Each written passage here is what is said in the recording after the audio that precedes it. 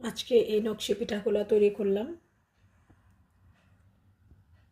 আমাদের ব্রাহ্মণবাড়িয়ার ভাষায় এটাকে বলে দুই বিরানি পিঠা, আবার অনেক সময় বলে হান্দেশ পিঠা, আবার অনেকে এটাকে নকশি পিঠা বলে। বাট এটার কিন্তু নাম নকশি পিঠা না, এটার অরিজিনাল নাম হচ্ছে হান্দেশ পিঠা।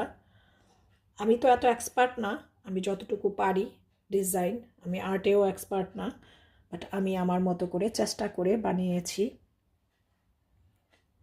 আজকের এই পিঠাগুলা একটা প্রোগ্রামে যাবে, কারণ এই পিঠাগুলো বানাতে অনেক সময় লাগে, তাই আমি আগে থেকে বানিয়ে নিয়েছি। এটা কিন্তু দুইবার ভাজতে হয়, তারপরে সিরাই দিতে হয়, আর নকশি করতে হয়, অনেক ঝামেলা এই পিঠা বানানো।